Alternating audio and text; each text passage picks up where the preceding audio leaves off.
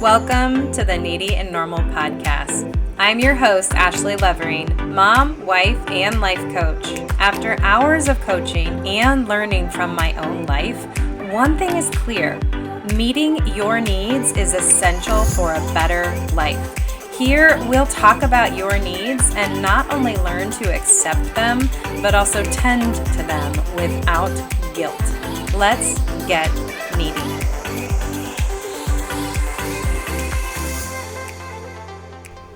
Welcome to Needy and Normal. I'm so glad you're here. If you're new here, thank you so much for clicking play. It means the world to me. If you've been listening, thanks for coming back to me. I hope you continue coming back. This podcast is very meaningful to me because the mission is simple. Let's make sure we all know that our needs are important, that our needs are normal, and that when we tend to our needs, it really truly does make things better. In this episode, I'm going to address mistakes I made, and how important it is to feel connected and feel like you have a belonging in a community. So thanks for being here, and let's get into it. I think growing up, even though my mom took us to do all kinds of things and I was a social butterfly as I got older and I did all these activities, I think the inclination to isolate was always there.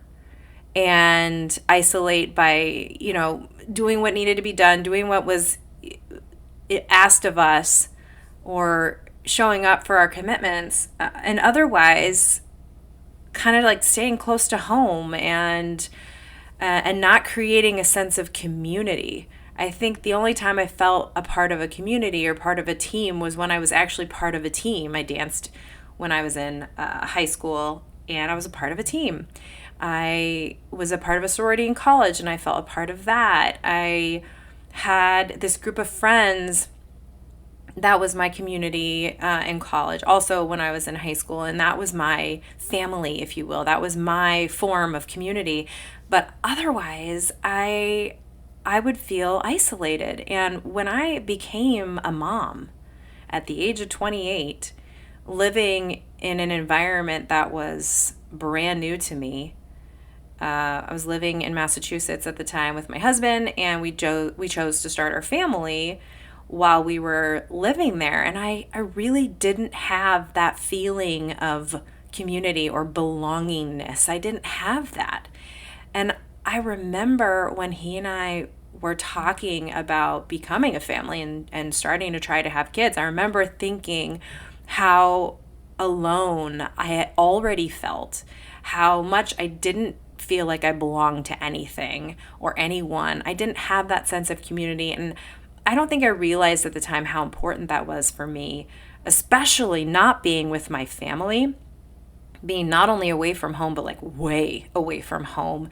And I have a family that split apart. My parents were divorced when I was 20. I'd already left home, but our family was already kind of falling apart before that.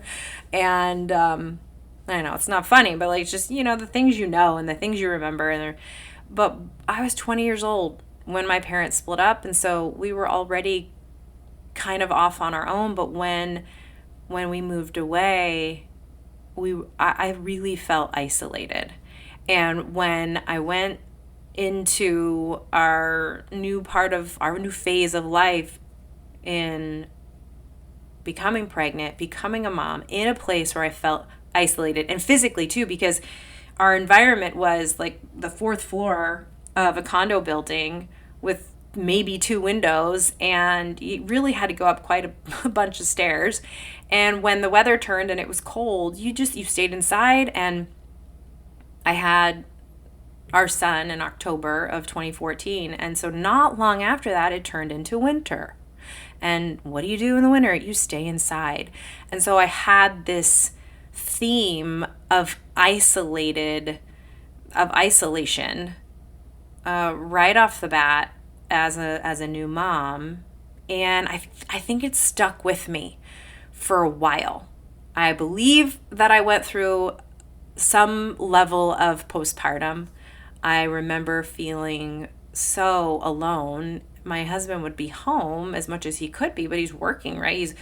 He's in the sports industry as a sports broadcaster, and he, even though was in his off season for baseball when we became a family, he started a new adventure that same year of doing more college basketball games on TV, and so he was starting to travel right away. And I had joined meetup groups and I tried to make friends before I got pregnant, but a lot of the people I'd made friends with hadn't even gotten married yet, so they hadn't really begun the chapter I was already in. So I really hadn't connected with a group, with friends that I could call at any given moment. I remember I had these two friends that I was somewhat close enough to, and at the time, like, I still hadn't learned the best way to take down my walls and be more vulnerable with people. Like, I had my select people that I was comfortable with and felt safe talking to and reaching out to. But even my family, when I would struggle, it would really take a lot for me to reach out and say, I'm struggling. And so one of my biggest mistakes, besides allowing myself to feel isolated and disconnected and not finding different ways to make effort, was not asking for help. So if I put down on paper my two greatest mistakes in becoming a mom, in learning how to live my life in a more fluid way, where I wasn't trying to get an award for struggling, was allowing myself to feel isolated, be isolated, and disconnected. And some of that wasn't my fault. I understand. I was far away from people, but being isolated and then not asking for help. It's amazing to me now that it's not as hard for me to reach out and ask for support and ask for help with the kids or the dog or the house or the yard or whatever it may be, because I have actively, intentionally created and sought out connection with friends and my community. And I've been telling people this lately. I finally have gotten to a point where I can go to the grocery store and know somebody. Maybe I know two somebodies.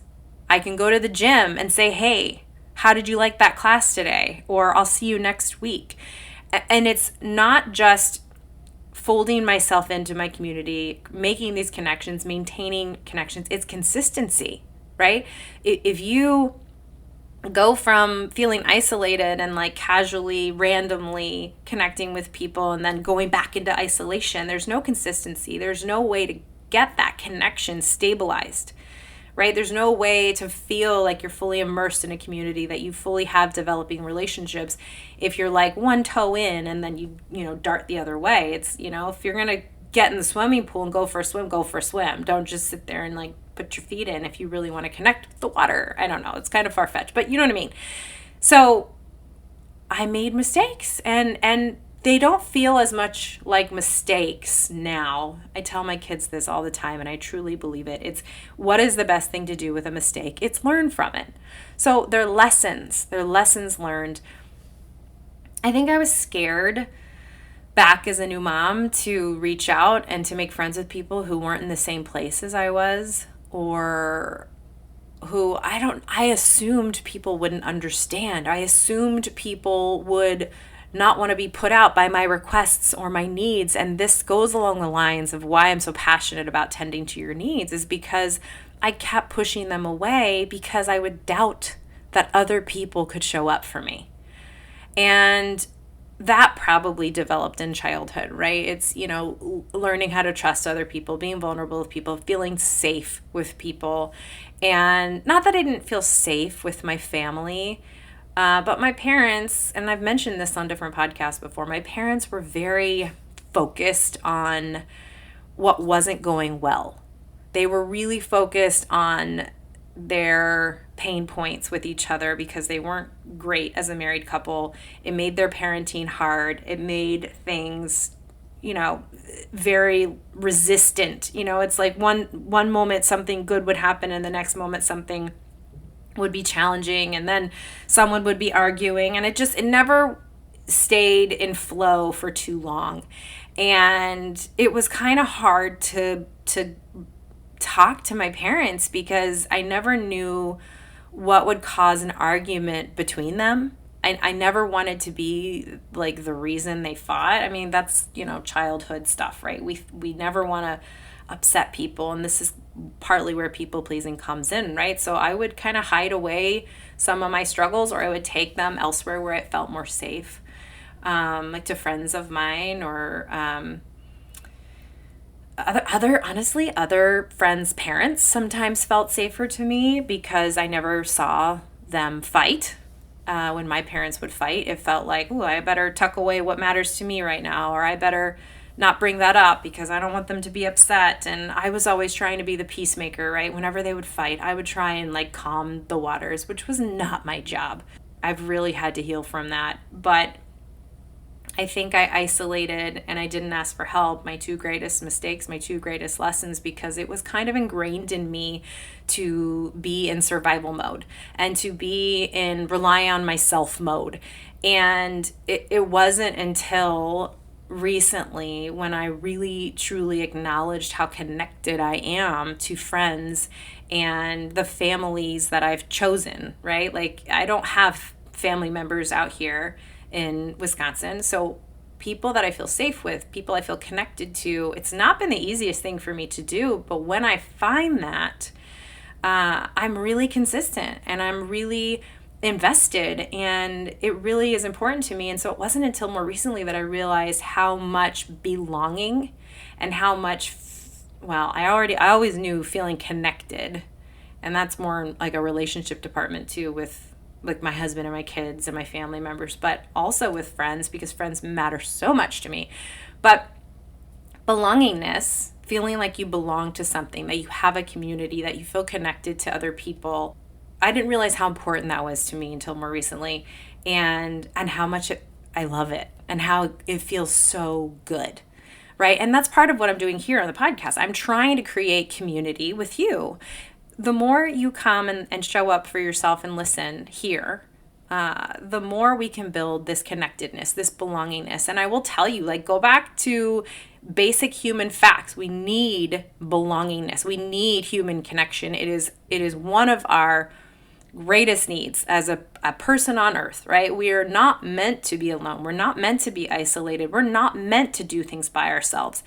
It's really interesting how much I've had to learn about this, that I already thought I knew, right? Like, oh, I know, like, you gotta ask for help, but no, like, you really do. You really do. Like, for example, today, right now, as I'm sitting here recording this, I have a babysitter who I've relied on quite a bit while my husband's off at work, and I'm trying to make sure that I stay on track for the things that are important to me, like being here with you. This matters so much to me. I'm connecting with you right now. And this babysitter who I adore is out taking the kids to piano lessons and the dentist appointment, and these are things that I used to feel so bad about if I didn't do it myself. Like, no, that's my job. How could I ever ask for anyone to help me with that? It kind of blows my mind now. And I even catch people I'm close to will still remind me, like, you can ask for help, because there are times where this unique life we live, where we don't have family who I can call on a dime. My husband's gone a lot, and we've agreed to this life, but it is unique and it does require help. And it's amazing to me how often I would try and do it all myself, and how I thought that was like what I was supposed to do. I had created this belief system that closing myself up in the house and doing all the things that I'm supposed to do all by myself was like a thing. And I gradually like would come out of my shell. I mean, I go back to when my son, who was a baby when we moved to Wisconsin, I joined a mom group, and I could tell when I went very rarely to any of the events, because it was a lot for me to leave the house because I was so isolated. It was a very anxious thing, which I didn't know I was anxious at the time. I've talked about this. Go back and listen to the anxiety episode. But this particular situation, I don't think I mentioned. I felt very isolated in my home with a new baby, with no friends, with no family. And so joining this group was a big stretch for me. And I wouldn't go to that many events. It would take a lot of convincing myself to go to these groups. And I remember sitting in, certain situations, like maybe the kids were all playing and the moms were, having coffee, or there was a play date at a park and the moms would sit around and talk. I could tell that they had that belongingness, that sense of community. And I even remember hearing some of them say like, hey, just call me, I'll come pick him up, or let me know if I can be helpful. And I remember hearing that kind of language, and it just was so foreign to me.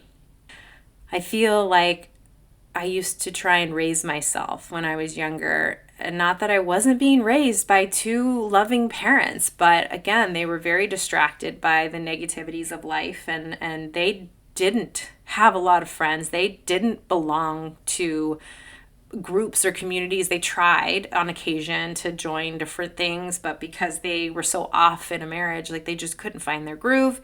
And so I never really got to witness them in a community, and perhaps that's part of it, but I remember feeling like that was so far away for me to have that feeling, to have that connection, to have help that was easy to ask for. And so, like I said, it wasn't until more recently that I finally recognized that I feel this profound level of belongingness now. I have neighbors nearby that I wave to and that I could hang out with.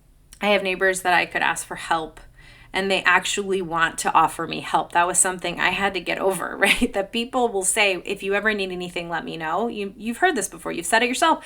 I've mentioned this before. It's true. Like, they mean it. And I don't know why I couldn't just believe that. But that was part of my block for the longest time. If I was craving connection and connectedness and belongingness so much, like, why couldn't I just believe people when they say, if you ever want to hang out, if you ever want to go for a walk, if you ever need anything, let me know. Why, right? Can you relate to this? Why did I not just believe them?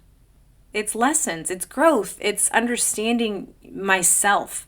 So if you're feeling disconnected, right, if you're in a new place, this is one of the reasons why I'm a transition coach, because I know what it's like to move to a brand new place and have to completely restart, find your community, find your people, learn who you can surround yourself with, not isolate yourself. Like you really have to immerse yourself into an environment and find out what you need from it and find out what works for you and find your belongingness, because it does matter. We all need, every single human being needs it. So if you're in that place right now where you don't feel connected, you don't feel like you have community, it's hard to find that feeling of belongingness, but maybe you're also recognizing how important that is to you. Like, what can you do about it? Right? Let's call this a call to action moment, because I went far too long trying to just rely on myself and maintain this isolation. And it's interesting. I probably had some kind of encouragement from family or friends, in other locations, who were saying like, hey, go make friends, go do this, blah, blah, blah. And I would resist. I would feel this reluctancy, right? This apprehension to really immerse myself into a situation. Had I taken a message from watching these moms in this mom group know each other, like really know each other and show up for each other. And there was one holiday party that I went to, and these moms had been meeting up all year. And at the holiday party, like, they were giving each other gifts and hugs, and there were tears because they were so happy to be in each other's lives. And I got this profound message of like, if it wasn't for you, I try not to judge it now, but sometimes I think like, God, how could you have not tried to get into that? It's weird because I'm a social person, but I think it's proof that I did experience some postpartum, because it did take me such a long time to find my way and find my footing and find my people. And becoming a coach was really helpful for me because I had to put myself out there more. I had to be comfortable talking about what I was passionate about, what I was up to. And the more receptive people were, the more I came out of my shell, which is so funny. If you ask anyone who knows me well, they're like, "You in a shell? What?" But yeah, it's the choices we make, and it's the beliefs that we cling to. And I had this belief, or not unknowingly, this belief that I had to kind of keep to myself and do my own thing and take care of everything. And I think of all the logistics now that I have to do and deal with my kids and their activities because they're older now. I think, God, if I still had the mentality I had back then as an isolated, apprehensive, disconnected mom. And granted, I was in the middle of a career change too and a location change. It was a lot of transition. Your passion is your pain. It was a painful time for me to go through all these changes, right? And so therefore I'm pretty passionate about it. But when I look back, if I still had that mentality now, my life would just be so much harder. It would be so much harder. And I'll be honest, it is hard. I have to navigate so much fluctuation in our schedules, in our lives, and organize and reorganize and do the logistics things. But it's really interesting that even though our lifestyle is so unique, there's still so much relatability, right? Like you are probably finding some part of my stories and what I'm talking about that you probably are finding that connection to your own life in some way, because that's how we operate as human beings. We do find this connection. And I love when I open up now, and I do, as you know, more often. I open up to other friends of mine, moms, who I'll say things like, God, like the logistics, right? Like it's just so tricky to try and figure out how to get kids to all the places. And last night, for example, the dog had puppy class at 5, and I had that on the calendar for weeks. My daughter had a makeup baseball game, and then my son's coaches threw on an extra practice at the exact same time. So I felt like I had 3 kids yesterday, and my husband obviously is at work. I had to ask for help. So I tried to be reasonable, and I thought about my belongingness and my community and my connections and people that I believed and still believe care and offer help out of the true, authentic desire to help. Because people are kind if you let them, right? And if you show kindness, you receive kindness. And this is something I've talked about too. And I reached out to 2 different friends who were very willing and lovingly helpful. And I just felt so much gratitude. And it can be really stressful to organize and reorganize and do the logistics in life. But I am not the only one doing that. Other people have husbands who aren't around. Other people have families who don't live nearby. Other people, like me, have to create their own family and their own community where they live because they're away from the people who you would naturally find reliable. Like, you know, if I could call my mom, she'd be here in a heartbeat, but she lives in California. And there are people who have families nearby and can't rely on them. And they're not their support system, and so they too have to find their own community and their own belongingness and their own connections and people to rely on. If you are having these challenges of I just don't know who to turn to, it's hard to ask for help, or I'm not really sure who my people are, or maybe you just moved or you're about to move and having to adjust at the same time as connected people and rebuild and have people in your life. It's hard, and it can be overwhelming, and it can feel scary. And rather than staying isolated and disconnected, there are things you can absolutely do. So here's full circle. Here's your call to action. You know, do one thing this week that helps you feel connected to an organization, a community, a group of friends, a group of people, your neighbors. Do one thing that helps you feel less isolated and more in the way of being able to ask for help and letting yourself reach out. And don't do what I did. I judged the situation. I thought, oh man, like who's going to want to help me? It was one of the greatest ways that I really truly got to know people is by taking that risk. It felt risky to say, hey, could you help me with my lawn? Could you watch my, kiddo for 45 minutes so I can go to a dentist appointment? By reaching out and actually asking those questions and allowing myself to rely on people who genuinely want to be there for me, I have created this wonderful belongingness in my heart, and I have community and I have people, and it makes me tear up that I finally gotten to the point where I can wave to someone out in the open, out in the public, because I have connected with them in some way. So if this is something that you desire, it is possible. So go do that one thing, right? One thing that helps you feel connected, one thing that inches you towards having that feeling of belongingness, sense of community, whether it's with family, friends you already have. We all need to feel like we belong. It's an important thing. It's an important piece of being a person. And if you're in a position where you have developed your community, you know who your people are, that is something you're able to access easily. It's something that you've worked towards, or maybe it happened naturally because you've lived somewhere for a long time, and over time you have this community, you've created this for yourself, you've naturally had this built around you. If this is a normal thing to you, if there is somebody who is struggling, be that person who reaches out. Be that neighbor or that friend or that new mom in the new mom group or the guy at the gym. Reach out to the person who might need a hand, who might need a person, and offer, hey, if you ever need anyone to talk to, hey, if you ever want someone to walk with, work out with, talk to, if you need help with anything, let me know. If that's a natural thing for you to do, or heck, maybe that's on your bucket list, your one kindness for the week or the year, reach out, be that person to show them the way, because we need support. We all need each other. And let's not forget why we're here. Your needs matter because you matter, and you'll always belong here.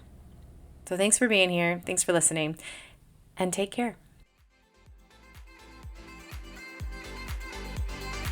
Thank you for listening to the Needy and Normal podcast. If you liked what you heard today, share it with a friend, or come find me on Instagram at ABL Life Coaching. If you're curious about coaching together, I have openings. Reach out at ablifecoaching.com. And before you go, please leave me a review and a rating. I would appreciate it more than you know. And come back next week. Talk then.